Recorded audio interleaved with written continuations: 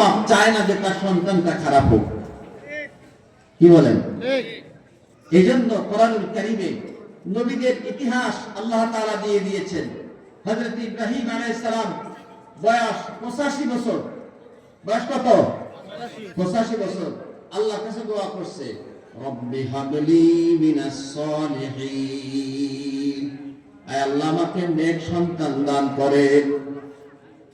আমাদের 85 বছর বয়স হলে সন্তান চাইবো, কি বলেন? এই যে মুরব্বীরা আছেন, সামনে যারা আছেন, এই মুরব্বীরা কবে যে আল্লাহ আমার নেক সন্তান দাও, চাইবেন? আল্লাহ কোন মতে নামাজ কালাম পড়া মসজিদের সাথে ইমামের সাথে একটু আল্লাহ মিল্লাহ কইরা কবরে যাইতে পারলে হয়, এটা না চিন্তা?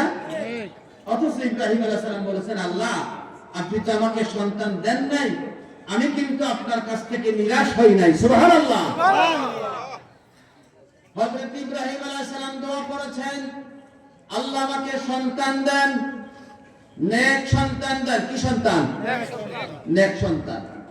আর আল্লাহ বলছেন, ফাবাশশারনাহু বিগুলামিন হালিম। সুবহানাল্লাহ। আমি আল্লাহ ইব্রাহিমকে চরম দুর্দশীল এক সন্তানের সুসংবাদ দিয়ে দিলাম।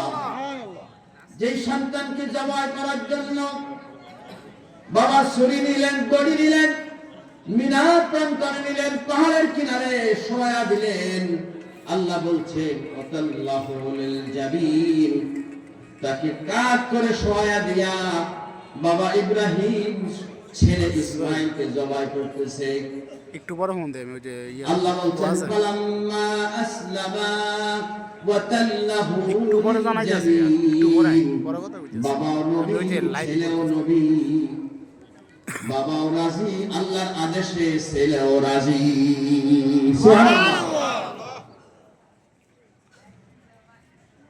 আল্লাহ পাক মনে করিয়ে দিলেন আমাদেরকে, ও দুনিয়ার মানুষেরা শোনো, আমার ইব্রাহিম নেক সন্তান চাইল, আমি তাকে ধৈর্যশীল সন্তান দিলাম। বাবা যখন বললেন, ও প্রিয় বৎস, আমি স্বপ্নে দেখেছি, ঘুমের মধ্যে দেখেছি তোমাকে জবাই করতেছি। ছেলে রাজি হয়ে গেল, ইয়া আবাতি ফাল মা তু'মার।